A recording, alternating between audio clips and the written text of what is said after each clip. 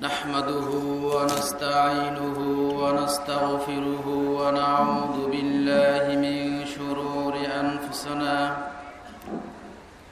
ومن سيئات أعمالنا من يهده الله فلا مضل له ومن يضلله فلا هادي له وأشهد أن لا إله إلا الله وحده لا شريك له وأشهد أن محمدًا عبده ورسوله أعوذ بالله من الشيطان الرجيم بسم الله الرحمن الرحيم سنعذبهم مرتين ثم يردون إلى عذاب عظيم عن أبي هريرة رضي الله عنه قال كان رسول الله صلى الله عليه وسلم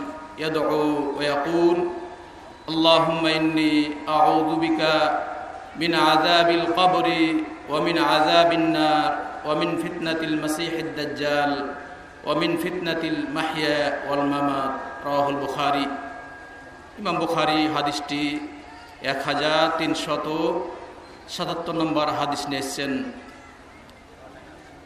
আলহামদুলিল্লাহ, প্রশংসা মাত্র সেই করুণাময় আল্লাহ সুবহানাহু ওয়া তাআলার জন্য, যার অশেষ মেহেরবানিতে আমরা এই জামিয়া সালাফিয়াতে এইরূপ প্রথম যে সম্মেলন, ইসলামী সম্মেলন করার যে মহান আল্লাহ সুবহানাহু ওয়া তাআলা আমাদের তৌফিক দিয়েছেন, এখানে আসার এবং শোনার মানার জন্য তৌফিক দিয়েছেন, সেই মহান আল্লাহ সুবহানাহু ওয়া তাআলার দরবারে জানাই লাখো লাখো সিজদায়ে শুকর।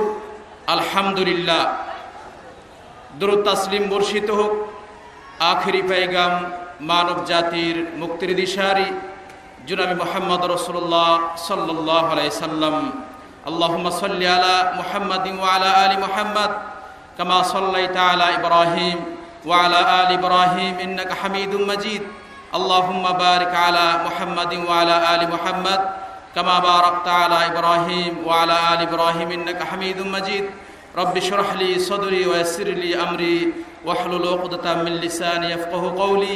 আল্লাহুম্মা ইন্নী আসআলুকা ইলমান নাফিআ ওয়া রিজকান তাইয়্যিবা ওয়া আমালান মুতাকাব্বালা। কবরের আযাব খুব একটি কঠিন বিষয়। আপনি ঘুমিয়ে রয়েছেন, ঘুমিয়ে আছেন, আপনার পাশে আপনার ভাই রয়েছে, ঘুমন্ত ব্যক্তিকে সাপে দংশন করছে, সে চিৎকার করছে, আপনি বুঝতে পারছেন সে লড়াচড়া করছে, তার কষ্ট হচ্ছে, কিন্তু আপনি বুঝতে পারছেন না যে তার কবরে না তার শাস্তি হচ্ছে বা কিছুই কামড় দিচ্ছে। যে ব্যক্তিকে কামড় দিচ্ছে সেই ব্যক্তি বুঝতে পারছে। যদি আপনি তার ঘুমার পরে ঘুম যখন ভেঙে যাবে, আপনি যদি তাকে জিজ্ঞেস করেন তোমার কি হয়েছিল, সে যে বিষয়টি দেখেছে আপনাকে বলে দিবে অনুরূপী কবরের শাস্তি আপনাকে আমাকে কবরের শাস্তি হবে। যদি আপনি ভালো মানুষ হন তাহলে হতে পারে আপনার জন্য কবর জান্নাতের স্থান, আর যদি আপনি খারাপ মানুষ হন তাহলে আপনার কবর হবে জাহান্নামের স্থান। তাই কবরের শাস্তি মানুষকে বলে বোঝা যাবে না, এমন একটি শাস্তি কবর আপনার বাড়ির পাশে রয়েছে। কবরকে বোঝানো হয়নি মানুষের মৃত্যুর পর কিয়ামত পর্যন্ত তার যে জান্নাত জাহান্নাম রয়েছে এই পর্যন্ত এটিকে কবর বলা হয়েছে। মানুষের পাশেই কবর রয়েছে। আপনি আমি যদি চিন্তা করি মানুষ মৃত্যুর পরে তার কবরে কি শাস্তি হয়, কোশ্চিন কালে আমি বুঝতে পারবো না, আমাকে বুঝার ক্ষমতা হবে না। আপনারা সারাদিন যদি কবরের নিয়ে ব্যস্ত থাকেন তাও বুঝতে পারবেন না। এই মর্মে ওসমান রাদিয়াল্লাহু তাআলা আনহুকে জিজ্ঞেস করা হলো, হে ওসমান, তোমার সামনে যখন জান্নাত আর জাহান্নামের কথা উল্লেখ করা হয় তুমি এত কাঁদো না, আর যখন তুমি কবরের পাশে উপস্থিত হও কাঁদতে কাঁদতে তোমার দাড়ি ভিজে যায়, এমনটি হয় কেন? তিনি বললেন, তোমরা জেনে রাখো হে আল্লাহ রাসূল বলছেন তোমার কবর প্রথম পরীক্ষার ঘর। যদি তুমি কবরে পরিত্রাণ পেয়ে যাও তাহলে তোমার বাকি জীবন পরিত্রাণ পেয়ে যাবে। আর যদি কবরে তুমি পরিত্রাণ না পাও তাহলে কবরে যে শাস্তি রয়েছে, কঠিন শাস্তি রয়েছে, এরপরে তোমার বিচার নিকাশ রয়েছে, এটা আরো বেশি কঠিন, এরপর আরো বেশি কঠিন। সেটা হলো তোমার শাস্তি কি দিয়ে বোঝার কিছু নাই। এই মর্মে পরে আল্লাহ রসুল আবার বলছেন, দুনিয়াতে আশ্চর্যের বিষয় কিছু নেই, এমন এর থেকে আর বেশি আশ্চর্যের বিষয় কিছুই নেই যে কবরের আযাব এমন একটি আশ্চর্যের বিষয়, এমন একটি জটিল, এমন একটি কঠিন বিষয় যে বিষয় আপনাকে আমাকে বোঝা যাবে না। এই জন্য উসমান বললেন, এই জন্য আমি বেশি বেশি কাঁদি, এই জন্য তো আমাদের কাঁদা লাগবে। আয়েশা রাদিয়াল্লাহু তাআলা আনহা থেকে বর্ণিত, তিনি বলেন যে এক ইহুদি মহিলা, অন্য হাদিসে রয়েছে, ইমাম বুখারী নিয়ে এসেছেন, দুইজন ইহুদি মহিলা, বৃদ্ধা মহিলা এসে আল্লাহ রসুলকে আয়েশাকে বলছেন যে কবরের শাস্তি হবে। অন্য হাদিসে রয়েছে, ইমাম আহমদ বিন হাম্বল নিয়ে এসেছেন সহিহ হাদিস, সেটি হলো এক মহিলা এসে বলছে, আমাকে খাবার দাও, তাহলে আল্লাহ তোমাকে কবরের শাস্তি থেকে রক্ষা করবেন। যখন এই কথাটি বললেন, আয়েশা রাদিয়াল্লাহু তাআলা তিনি এই মর্মে তাকে আটকে রাখলেন। তার মানে বললেন, তুমি এখানেই থাকো, তোমাকে যেতে দেওয়া হবে না, আল্লাহ রাসূল আসলেই আমি বলবো যে তোমার কথাটি ঠিক না বেঠিক। তাহলে শরীয়তে রয়েছে, আপনি যখন কোনো কথা নেবেন কাউরি কাছে, অবশ্যই দলিল লাগবে, দলিল ছাড়া কোনো কথা শরীয়তে কোনো ইবাদত করা যাবে না। এই হাদিস থেকে এই প্রমাণ হয়। আল্লাহ রসুল যখন আসলেন, আল্লাহ রসুলকে জিজ্ঞেস করলেন যে এই মহিলা বলছেন যে যদি আমাকে খাবার দাও তাহলে তোমার কবরের শাস্তি আল্লাহ মাফ করবেন। এই মর্মে আল্লাহ রসুল বললেন, তার কথাটা আযাবুল কবরে হাক্কুন, কবরের আযাব হবে সত্যই সত্য, অবশ্যই অবশ্যই কবরের আযাব হবে। এই মর্মে তারপরে আয়েশা বলছেন যে আল্লাহ রসুল এই যে শোনার পরে তিনি যখনই সালাত পড়তেন, ওই সময় সালাত পড়ার পরেই এই দোয়াটা পড়তেন। আমরা সবাই জানি, এই মাহফিলে এসেছি, ইসলামী সম্মেলনে এসেছি, কোরআন সুন্নাহকে আমল করার জন্য আমরা এসেছি। এই দোয়াটি আমরা সবাই মুখস্থ করব। আল্লাহ রসুল দেখেন, যার আগের পরের সমস্ত গুনাহ খাতা মাফ করে দেওয়া হয়েছিল, তারপরেও তিনি আয়েশা বলছেন যে আল্লাহ রসুল যখনই সালাত পড়তেন তখনই কবর আযাব থেকে তিনি রক্ষা চাইতেন। সে হাদিসটি এই মর্মে আবু হুরায়রা বলেন যে আল্লাহ রসুল এইভাবে দোয়াটি পড়তেন, আল্লাহুম্মা ইন্নী আউযু বিকা মিন আযাবিল কবরি। আপনারা এই দোয়াটি মুখস্থ করবেন। দোয়া মাসুরা আমরা যেটা জানি যে সালাতের শেষে যে দোয়াটা আমরা পড়ি, আল্লাহুম্মা ইন্নী যালামতু নাফসি যুলমান কাসীরা ওয়া লা ইয়াগফিরুয যুনুবা ইল্লা আনতা ফাগফিরলি মাগফিরাতাম মিন ইনদিকা ওয়ারহামনি ইন্নাকা আনতাল গফুরুর রহিম। আমরা এটা পড়ি, হে আল্লাহ, আমার নিজের আত্মার উপর জুলুম করেছি, এই পাপ মাফ করার আর কেউ নেই, তুমি মাফ করবে। আপনি এই দোয়াটার পরেই এই দোয়াটা আল্লাহ রাসূল পড়েছেন, আল্লাহুম্মা ইন্নী আউযু বিকা মিন আযাবিল কবরি। আমরাও এই দোয়াটা মুখস্থ করে নিব, সর্বদাই পড়ব যে হে আল্লাহ, আমাকে কবরের আযাব থেকে তুমি রক্ষা করো, কবরের শাস্তি থেকে রক্ষা করো। এরপরে তিনি পড়েছেন ওয়া আউযু বিকা মিন আযাবিন নার, জাহান্নামের শাস্তি থেকে রক্ষা করো। এরপরে তিনি পড়েছেন ওয়া আউযু বিকা মিন ফিতনাতিল মাসিহিদ দাজ্জাল, ফিতনাতুল মাসিহিদ দাজ্জাল। দেখেন, আল্লাহ রাসূল মৃত্যুবরণ করেছেন 1450 বছর পূর্বে তিনি মৃত্যুবরণ করেছেন। সেই সময়তে তিনি এই দুগলা পড়েছেন, আর তিনি বলে গেছেন যে আমার এই নবুয়াত লাভ, দুনিয়াতে আমি যে নবুয়াত প্রাপ্ত হয়েছি, আর কিয়ামত 2 আঙ্গুল দেখাচ্ছেন এই নিকটে। তাহলে অনেক দিন পূর্বে তিনি দুটো পড়েছেন, আমাদের কিয়ামত খুব সন্নিকটে। আমরা বাস্তবে কিয়ামতের আলামত অনেক কিছুই পাই যদি বাস্তবে আমরা লক্ষ্য করি যে আজকে সমাজে ছেলেরা মেয়ে সেজেছে আর মেয়েরা ছেলে সেজেছে। আপনার ঘরেই যদি আপনি বাস্তবে দেখেন তাহলে এটি দেখতে পাবেন, ফিতনা মাসিহ দাজ্জালের ফিতনা ঘরে ঘরে প্রত্যেকটা স্থানে ঢুকে গেছে। তাই এই ফিতনাতুল মাসিহ দাজ্জালের এই ফিতনা থেকে আল্লাহ রাসূল পরিত্রাণ চেয়েছেন 1450 বছর পূর্বে, আর আমরা আমাদের কিয়ামত খুব নিকটে। এরপরে আল্লাহ রাসূল আরো তিনি পরিত্রাণ চেয়েছেন যে ওমিন ফিতনাতিল মাহিয়া ওয়াল মামাত, আমার জীবন্ত অবস্থায় অনেক ফিতনা রয়েছে। আপনার ছেলে ফিতনা, আপনার মেয়ে ফিতনা, আপনার সমাজ ফিতনা, আপনার টাকা পয়সা, গাড়ি বাড়ি, সব কিছু আপনার ফিতনা। আপনি যদি লক্ষ্য করেন, আপনার 5 তলা বিল্ডিং রয়েছে, তারপরে আপনি চাচ্ছেন আর 5 তলা করা, এটা একটা ফিতনা। যদি আপনি এই বিল্ডিংকে শরীয়ত অনুযায়ী কাজে না লাগাইতে পারেন, এই বিল্ডিং করে বেশ্যাখানা তৈরি করেন, অপকর্ম করেন, আপনার জন্য ফিতনা। আপনাকে আল্লাহ টাকা পয়সা দিয়েছে, যদি টাকা পয়সাটি ভালো কাজ যদি আপনি বাস্তবায়ন না করতে পারেন, ওটি একটা ফিতনা। আপনার সন্তান আপনার জন্য ফিতনা। সন্তানকে যদি আপনি ঠিকভাবে গড়ে মানুষ না করতে পারেন, এটিও ফিতনা। আপনার স্ত্রী আপনার বাড়ির জন্য ফিতনা। আপনার স্ত্রীকে যদি শরীয়ত অনুযায়ী পরিচালিত না করতে পারেন, এটিও ফিতনা। আপনার মেয়ে আপনার জন্য ফিতনা, কারণ এক মেয়ে আর এক ছেলেকে ভালোবাসে, আপনার মুখে থুথু দিয়ে চলে যায় আরেক ছেলের সাথে, এটিও একটা ফিতনা। তার মানে আমরা ফিতনার যুগে পড়ে আছি। আল্লাহ রসুল দুনিয়ার যতগুলো ফিতনা রয়েছে, যেগুলো প্রকাশ্য হচ্ছে আর যেগুলো অপ্রকাশ্য, সব ফিতনা থেকে তিনি দূরে থাকার জন্য আল্লাহর কাছে পরিত্রাণ চেয়েছেন। আপনার ঘরে ঘরে অন্যায় অপকর্ম যেগুলা রয়েছে, এগুলা আর একটা ফিতনা। তারপরে তিনি বললেন যে মৃত্যুর ফিতনা, দুনিয়ার ফিতনা সহজ, পরে কালের ফিতনা আরো বেশি কঠিন। এই জন্য উসমান যে বললেন যে কবরের আযাব থেকে কেউ যদি পরিত্রাণ পেয়ে যায়, তাহলে পরেরটা সহজ হয়ে যাবে, আর পরিত্রাণ না পেলে তার বাকি জীবন আরো কঠিন হয়ে যাবে। এই জন্য আল্লাহ রাসূল এই দোয়াটা পড়তেন। আমরাও এইগুলা পড়বো। অন্য হাদিসে ইমাম নাসাই আর একটা হাদিস নিয়ে এসেছেন, আল্লাহ রাসূল এই দোয়াটা পড়তেন, আল্লাহুম্মা ইন্নী আউযু বিকা মিনাল মা'সামি ওয়াল মাগরাম। পাপ থেকে তিনি ওই সালাতের শেষে যে দোয়াটা পড়তেন, এটা তার ভিতরে তিনি সর্বদাই পাপ থেকে আল্লাহর কাছে পরিত্রাণ চেয়েতেন। আমরাও এই দোয়াগুলা মুখস্থ করব যে পাপ, দেখেন কতগুলা পাপ রয়েছে আমার জন্য। মানুষের সাথে আমি কথা বলি, কথায় কথায় মিথ্যা বলি, কথায় কথায় মিথ্যা বলি। মানুষের সাথে যতগুলা অপকর্ম আমরা করি, রাস্তায় চলছি আমি পাপের কাজ করছি, রাস্তায় চলছি পাপের কাজ করছি, বাড়িতে বসে আমি পাপের কাজ করছি।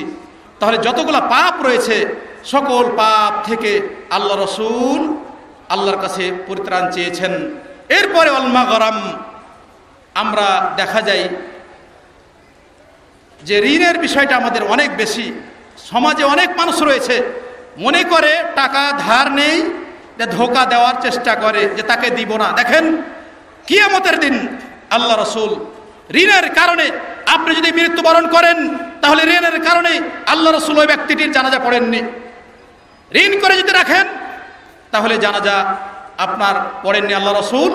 যদি কেউ জিম্মি নিয়েছেন যে আমি তার ঋণগুলা পরিশোধ করব, তাহলে আল্লাহ রাসূল জানাজা পড়েছেন, নচেত পড়েননি। আপনি যদি ব্যবসা করেন, তাহলে ব্যবসাটি আপনি চকলেট দিয়ে আপনি শুরু করেন, ব্যবসা ছোট কাজ দিয়ে আপনি শুরু করেন। আপনাকে কে বলেছে 10 লাখ টাকা দিয়ে আপনি ব্যবসা শুরু করবেন? ছোট ব্যবসা দিয়ে শুরু করে যাদের জীবনে দেখেন, এখন আমাদের শেখ আব্দুর রাজ্জাক বিন ইউসুফ, উনি আমার ওস্তাদ, অনেক দিনকার ওস্তাদ, আল্লাহ ওনাকে আরো জাযায়ে খায়ের দিক। আর এইরূপ মাদ্রাসা দেখছেন, আরো যেন ওনাকে গোটা বাংলাদেশে এইরূপ মাদ্রাসা করার আরো তৌফিক দান করুন। এই মাদ্রাসাকে যেন আল্লাহ, যেমন মদিনা ইসলামিক ইউনিভার্সিটি বিভিন্ন জায়গা থেকে মানুষরা পড়তে যায়, এই মাদ্রাসা আল্লাহ যেন অনুরূপ কবুল করেন। তাহলে দেখেন ওনাকেও দেখেছি, শুনেছি, যখন তিনি বক্তব্য দিতে যেতেন, তখন অনেক সময়তে মানুষ তার সম্মান দিত না। অনেক সময়তে আমার এলাকাতে দেখেছি রহানপুরে তাকে মারা হয়েছে। দাওয়াতি কাজ জন্য অনেক তিনি কষ্ট পেয়েছেন। তাহলে ছোট থেকে মানুষ বড় হয়। যাদের কাজকে দেখছেন ছোট মুখ, তারা অনেক বড় হয়েছে, ছোট থেকেই বড় হয়, কোনোদিন একদিনই মানুষকে বড় হয় না। তাই আপনি ঋণ করে, অনেক টাকা পয়সা ঋণ করে, 8 কোটি 10 কোটি আর 12 লাখ টাকায় ঋণ করে ব্যবসা করবেন আর মৃত্যুবরণ করবেন, আপনার কেউ শোধ করবে না। কিয়ামতের দিন আপনাকে জাহান্নাম যেতে হবে, এমনটি যেন না হয়। আপনার যে টাকা রয়েছে ওই টাকা দিয়ে আপনি হালাল ব্যবসা শুরু করেন। এই জন্য আল্লাহ রাসূল শেষে দোয়াটি পড়েছেন, হে আল্লাহ, আমাকে ঋণ থেকে তুমি পরিত্রাণ দাও। এরপরে আপনাদের সংক্ষিপ্ত আকারে কিছু কথা বলবো। কবর আযাব কিছু কারণে হয়ে থাকে, সময় যেহেতু সংক্ষিপ্ত। প্রথম কারণ মনে রাখবেন, শিরক করলে, কেউ যদি মুশরিক অবস্থায় মৃত্যুবরণ করে, তাহলে তার কবরে শাস্তি হবে। মুশরিক ব্যক্তির জন্য আল্লাহ তাআলা জান্নাতকে হারাম করে দিবেন। আল্লাহ তাআলা বলছেন, ইন্নাহু মান ইউশরিক বিল্লাহ ফাকাদ হারামাল্লাহু আলাইহি জান্নাহ। যে ব্যক্তি আল্লাহর সাথে শরীক করবে, তার জন্য জান্নাতকে আল্লাহ হারাম করে দিবেন। আমাদের সমাজে শুধু আমরা অনেক কিছুই বুঝি যেগুলো শিরকিয়াত কাজ। কবরে মানুষ সিন্নি দিচ্ছে, সিজদা করছে, ওখানে খাসি জবাই আরো কিছু করছে, এগুলা শিরকি কাজ। কেউ বরকত দিচ্ছে মাটি থেকে, এগুলো শিরকি কাজ, এগুলা বড় শিরকি কাজ। এগুলা যদি কেউ করে তাহলে তার জন্য জান্নাত হারাম করে দিবেন। সমাজে কিছু রয়েছে, আপনারা এটা করবেন না। যে তাবিজ, যদি কোনো ব্যক্তি তাবিজ পরে হাতে, আর যদি মনে করে যে তাবিজে তার অসুখ যেটা রয়েছে এটা ভালো করে দিবে, তাহলে সে বড় শিরক করবে। আপনি যদি হাতে বালা পরেন আর মনে করেন এই বালাটাই আপনার অসুখ ভালো করে দিবে, ব্যথা ভালো করে দিবে, তাহলে বড় শিরক করবেন। আরো অনেক শিরক রয়েছে, শিরক জেনে শুনে আপনি আমল করবেন, শিরক থেকে নিজেরা রক্ষা করবেন, শিরক মুক্ত আমল করবেন। শিরক করলে তার জন্য পরকালে জান্নাত হারাম। এক ইহুদি ব্যক্তি বলছেন যে কবরে শাস্তি হয়, কবরে শাস্তি হয়। তাহলে ইহুদিরা মুশরিক, দিন থেকে বাইরে, কবরে শাস্তি হয়। 2 নাম্বার কারণ মুনাফিক। যারা মুনাফিক তাদের কবর শাস্তি হবে। এই মর্মে ইমাম বুখারী হাদিস নিয়েছেন যে ওই ব্যক্তিকে রাসূল সম্পর্কে জিজ্ঞেস করা হবে, সে বলবে, তাকে জিজ্ঞেস করা হলে বলবে আমি শুনতাম, এগুলা শুনেছি। তাকে ফেরেশতারা বলবে, মুনকার নাকির ফেরেশতা আপনারা জানেন, তারা বলবে তুমি বুঝেও দেখোনি, পড়েও দেখোনি, আমলও করনি, মানুষ এগুলা বলতো তাই তুমি বলছো। তাকে কবরে লোহার হাতুড় দ্বারা মারা হবে। যারা অন্ধ মানুষ, যারা কানে শুনে না, যারা বধির, এরূপ ব্যক্তি তাদেরকে মেরে ফেলবে। যদি ওই ব্যক্তিকে দুনিয়াকে একটা বাড়ি মারলে পারে দুনিয়া চুরি বিচূর্ণ হয়ে যেত, ধ্বংস হয়ে যেত, ওই ব্যক্তি, ওই ফেরেশতা ওই ব্যক্তিকে মারবে। দুনিয়ার যতগুলা জীব জন্তু রয়েছে সকলেই শুনতে পাবে, শুধুমাত্র জিন আর ইনসান বাদ দিয়ে। ইমাম বুখারী হাদিসটি নিয়েছেন। 3 নম্বরে, আমরা সমাজে চুগলখড়ি করি। এক ব্যক্তিকে ফাঁসার জন্য 2 ব্যক্তির কাছে 2 রকম কথা বলি। আর এক ব্যক্তি রয়েছে, আমরা যে পেশাব থেকে বেঁচে থাকি না। আল্লাহ রসুল 2টি কবর পাশ দিয়ে যাচ্ছেন আর বললেন যে এদের কবরের আযাব হচ্ছে বড় পাপের কারণে নয়, খুব ছোট পাপের কারণে কবরে শাস্তি হচ্ছে। প্রথমে বললেন যে এরা পেশাব থেকে নিজেকে বেঁচে থাকাইতো না। আমরা পেশাব করলে দেখবেন খুব ভালো করে, পেশাবে যখন বসবেন ওই সমাতে পেশাব করা অবস্থায় যেগুলা নরম মাটিতে বসবেন, অথবা যদি আপনি পেশাব করেন পেশাবের সময়তে পানি ঢালবেন যেন আপনার পোশাকে না লেগে যায়। আর যদি পেশাব করতে যান কাপড়ে লেগে যায়, উজু করবেন ওই মুহূর্তে। ওই সহিহ হাদিস যে আপনি 3 চুল্লু পানি নিয়ে ওই জায়গাতে লাগাই দিবেন, তাহলে আপনার ছন্দমুক্ত হয়ে যাবে। এই জন্য আমরা পেশাব পায়খানা থেকে খুব আমরা সাবধান থাকবো। পেশাব কাপড়ে লাগবে যেন না লাগে, এই জন্য আমরা চেষ্টা করব। এরপরে আল্লাহ রসুল বললেন যে তাদের আর একটা কারণে শাস্তি হচ্ছে, সেটা হলো চুগলখড়ি। এক ব্যক্তিকে ফাঁসাই, ওর কাছে একটা কথা বলে আর একজনের কাছে আর একটা কথা বলে, আমাদের সমাজে খুব বেশি। এই কারণে কবর শাস্তি হবে। আপনি গীবত করছেন, গীবতের কারণেও কবরে শাস্তি হবে। ইমাম বুখারী হাদিসটি নিয়ে এসেছেন। 5 নম্বরে, 3-4 নম্বরে, বাইতুল মাল যদি আপনি আত্মসাৎ করেন। বাইতুল মাল অনেক বিষয় রয়েছে। বাইতুল মাল যেমন সরকারের একটা মাল, সরকারের একটা মাল। অনুরূপভাবে মসজিদ, এলাকার মসজিদে দেখা যায় একজন ক্যাশিয়ার রয়েছে। ক্যাশিয়ার যদি মসজিদে অনেকগুলা মানুষ টাকা দেয়, ওখান থেকে টাকা যদি চুরি করে, তাহলে এর ভিতরে কবরে শাস্তি হবে। আল্লাহ রসুল বলছেন যে আমি এক ব্যক্তিকে কারকারা নামে, ইমাম বুখারী হাদিসটি নিয়েছেন, কারকারা নামে এক ব্যক্তিকে গনিমতের মাল, বাইতুল মালের দায়িত্ব দিয়েছিলাম। সে সেখান থেকে চাদর চুরি করেছিল, এই জন্য তার কবরে শাস্তি হবে। তাহলে আমরা যারা মসজিদ বলেন, মাদ্রাসা বলেন, যেইগুলা জনগণের টাকা আমরা নিয়ে থাকি, এগুলা খুব হিসাব করে আমরা যেন খরচ করি। একটা পয়সা যদি এদিকে হয় তাহলে সবার কাছে ক্ষমা চাওয়া লাগবে, নচেত কিয়ামতের দিন এই জন্য কবরে শাস্তি হবে। 5 নম্বরে, মিথ্যা কথা বলা। মিথ্যা কথা যদি বলেন তাহলে কবর শাস্তি হবে। আপনি কোরআন পড়তে জানেন, তারপরেও কোরআন পড়েন না, কোরআন পড়া ছেড়ে দিয়েছেন, এই জন্য আপনারও কবর শাস্তি হবে। এই জন্য আপনার কবর শাস্তি হবে। আপনি সুদ খাচ্ছেন, ঘুষ খাচ্ছেন, এই জন্য আপনার শাস্তি হবে। আপনি জেনা ব্যভিচার করছেন, এই জন্য কবর শাস্তি হবে। আমরা এই হাদিসটি ইমাম বুখারী নিয়ে এসেছেন যে সময় সংক্ষিপ্ত, আমি সংক্ষিপ্ত আকারে কথা বলছি।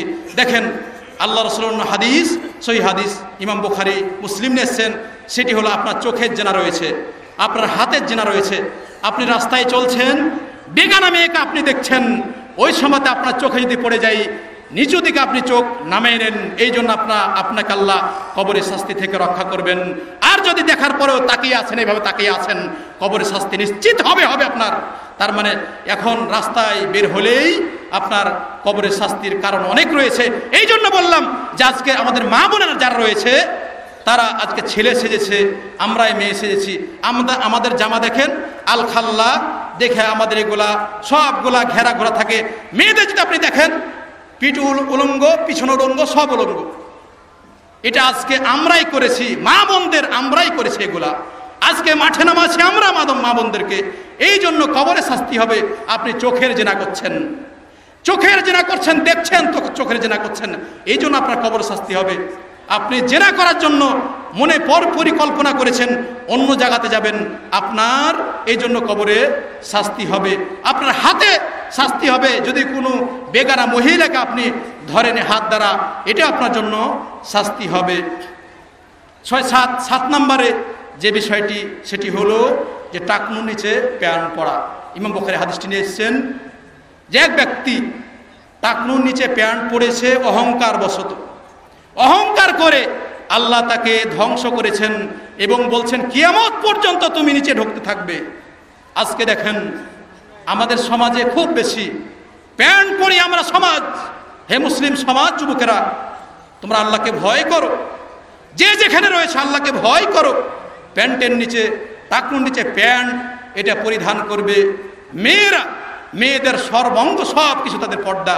আজকে তোমরা ছেলেরা, যুবকেরা মেয়ে সেজেছ, তোমাদের লজ্জা নেই? আল্লাহর ভয় হয় না? আজকে সমাজে ছেলেদের খুব মজা লাগে টাকনুর নিচে প্যান্ট পরা। টাকনুর নিচে প্যান্ট পরা যদি পড়েন, আপনারা যারা সায়েন্স পড়েন তারা আরো ভালো করে পড়েন। সায়েন্স যারা বৈজ্ঞানিক তারা বলেন টাকনুর নিচে কোনো ব্যক্তি যদি প্যান্ট পরে তাহলে তার চোখের জ্যোতি নষ্ট হয়ে যায়। টাকনুর নিচে প্যান্ট পরলে আপনার চোখের জ্যোতি নষ্ট হয়ে যাবে। আর যদি টাকনুর নিচে প্যান্ট না পরেন, আপনার চোখের জ্যোতি বেড়ে যাবে কোরআন সুন্নাহ অনুযায়ী আমল করলে। অনুরূপভাবে কোনো মহিলা যদি তার পায়ের নিচে, টাকনুর নিচে এগুলা যদি পরিধান ঠিকভাবে করে, যেগুলা শরীয়ত বলছে টাকনুর নিচ পর্যন্ত, তাহলে তার চোখের জ্যোতি বাড়বে। তার মানে আল্লাহ তাকে হেফাজত করবেন, তার মানে জ্যোত রক্ষা করবেন, কবরের শাস্তি থেকে তাকে রক্ষা করবেন। তাহলে আমরা এই কথাটা বললাম, বারবার বলছি যে সমাজ আজকে মেয়েরা ছেলে সেজেছি আর ছেলেরা মেয়ে সেজেছি। অনেক মেয়েকে দেখা যায় টাকনুর নিচে প্যান্ট পরে, তার টাকনুর নিচ না উপরে, উপর দেখা যায় টাকনুর উপরে, আর ছেলেরা নিচে। এমনটি যে আমরা না হয়। আমরা ইসলাম সম্মানে এসেছি, কোরআন সুন্নাহ মানার জন্য এসেছি। এই জন্য আমরা এই জিনিসগুলা থেকে বিরত থাকব। এরপরে আপনাদের বলি যে কারণে আপনার কবরে শাস্তি হবে। আল্লাহ রাসূল বলছেন, ইমাম বুখারী হাদিসটি নিয়ে এসেছেন, সালাতের জন্য আজান দেওয়া হচ্ছে মসজিদে, আপনি ঘুমিয়ে আছেন, আপনার লজ্জা হয় না? জুমার দিন মসজিদ দেখা যায় পরিপূর্ণ হয়েছে, যখন মুয়াজ্জিন আজান দেয় ফজর আজানের সময়তে কেন আপনাকে পাওয়া যায় না? আপনি কোথায় যান? অন্য সময় আপনি বলেন আমি হাটে গেছিলাম, বাজারে গেছিলাম, ব্যবসা বাণিজ্যতে গিয়েছিলাম, কিন্তু আপনার ভয় নেই, আপনি ঘুমিয়ে আছেন, আজান শুনছেন, আপনার কানে পেশাব করেছে, মুখে পেশাব করেছে, চোখে পেশাব করেছে শয়তানে, আপনি ঘুমিয়ে রয়েছেন। এই জন্য কবরে শাস্তি হবে। যদি আল্লাহর ভয় থাকে তাহলে আপনি মসজিদে আসবেন, এমনটি যে না হয়। আল্লাহকে ভয় করুন। আল্লাহ রাসূল বলছেন, কোনো ব্যক্তি যদি ফজরের সালাত জামাতে পড়ে তাহলে তার জন্য গোটা দিনটা আল্লাহ তার জিম্মায় নিলেন, আল্লাহ জিম্মায় সে থাকলো। আর একটা আল্লাহ রাসূল সহিহ হাদিস যে মুনাফিকের একটা আলামত, যে মুনাফিকদের কাছে এশা সালাত আর ফজর সালাত, ইমাম বুখারী হাদিসটি এসেছেন, তার কাছে খুব বেশি কঠিন। তা আমরা জামাতের যখন আজান শুনবো, আপনি মুসলিমের সাথে জামাত সালাত পড়বেন। বাড়িতে ইচ্ছা করে যদি আপনি সালাত পড়েন তাহলে আপনার সালাত হবে না। ইচ্ছা করে যদি আপনি ইচ্ছা করে সালাত পড়েন, কোনো উজুর নেই, ওজন ছাড়া যদি আপনি সালাত পড়েন বাড়িতে, আপনার সালাত হবে না। মুসলিমের সাথে জামাতে সালাত পড়বেন, এই জন্য আপনি বলা হয়েছে। আজান শোনার পরে ঘুমিয়ে থাকেন তাহলে কবরে শাস্তি হবে। এই জন্য আল্লাহ রসুলের সাহাবারা যখন কাউকে দেখতে পেতেন জামাত আসছে না, তখন তারা মনে করতেন মুনাফেক। জামাতে যদি না আসে তাহলে তারা মুনাফেক ভাবতেন যে মুনাফেক, অথবা তার জিজ্ঞেস করতেন তার সমস্যাটা কি হয়েছে। তাহলে আমাদেরকে উচিত হবে যে আমরা আজান শুনলে মসজিদে যাব, মসজিদেই সালাত পড়ব। আমরা বাড়িতে বসে বসে সালাত পড়ব না, আল্লাহকে বেশি ভয় করব। আল্লাহ রসুল বলছেন, আবু হুরায়রা থেকে বর্ণিত, তিনি বলেন, আকসিরু হাদিমুল্লাযাত আল মাউত। ইমাম নাসাই হাদিসটি নিয়েছেন, সহিহ হাদিস। আল্লাহ রসুল বলছেন, তোমরা বেশি বেশি মৃত্যুকে স্মরণ করো। আপনাদের মৃত্যু, কবর আযাব সম্পর্কে বলছিলাম। যদি আপনি মৃত্যুকে স্মরণ করেন তাহলে কোশ্চিন কালেও আপনি ঘুমিয়ে থাকতে পারবেন না। আপনি ওই ঘরে সব কিছু লাগাই দেন, আজকে অন্ধকার করে দেন। একবার চিন্তা করেন যে কবর কি হবে। কবর যে রয়েছে ওখানে আপনি, জঙ্গল রয়েছে, ওখানে আপনি যেতে পারেন না, অন্ধকারে ভয়ে যেতে পারেন না। আপনি যদি এখনই মারা যান তাহলে আপনাকে ওই অন্ধকার কবর ঢোকা হবে। আপনি কেমন করে থাকবেন? যেখানে কোনো আলো নেই, আপনার ভয় হয় না? কোনো ব্যক্তি যদি জাকাত না দেয়, জাকাত না দিলে তার কবরের শাস্তি হবে। যাক, সময় সংক্ষিপ্ত, 5 মিনিট আগেই সময় চলে গেছে। আপনাদের আমি বলবো যে আপনারা দূর দূরান্ত থেকে এসেছেন, এই মাদ্রাসা দেখছেন। আমাদের ওস্তাদ, আল্লাহ ওনার হায়াত তয়্যিবা দান করুন। আল্লাহ ওনাকে যেন আরও এরূপ মাদ্রাসা বাংলাদেশে অনেক জায়গাতে যে আল্লাহ সুবহানাহু ওয়া তাআলা করার তৌফিক দান করেন।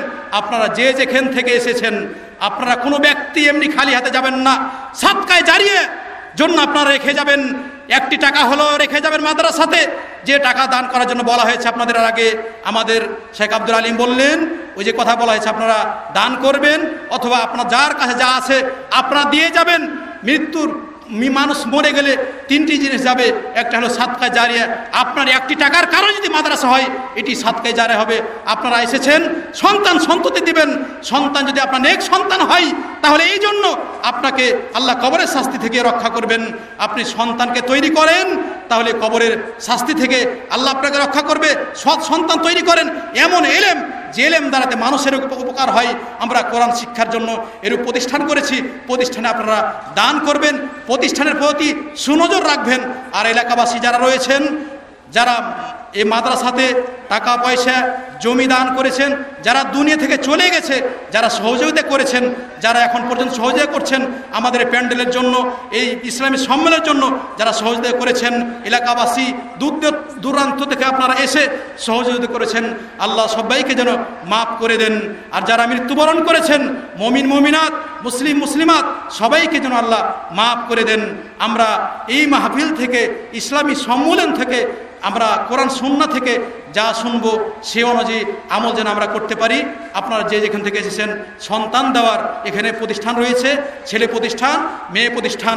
এখানে আপনার কোরআন সুন্নাহ এর সাথে বাচ্চাদেরকে হাদিস শেখানো হয়, ইংলিশ শেখানো হয়, আরবি শেখানো হয়। আরবিতে বক্তব্য, ইংলিশে বক্তব্য, বাংলায় বক্তব্য।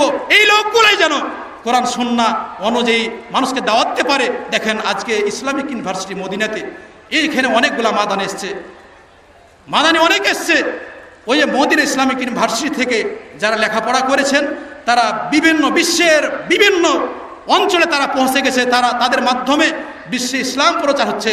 আপনারাও এই প্রতিষ্ঠানের জন্য দোয়া করবেন, যেন ইসলামিক ইউনিভার্সিটির মতো না, মদিনা ইসলামিক ইউনিভার্সিটি মনে হয় যে এখান থেকে যে সন্তানগুলো বের হবে, তারা যেন বিশ্বের আনাচে কানাচে পৌঁছে যায় এবং তাদের দাওয়াতগুলো যেন পৌঁছে যায়।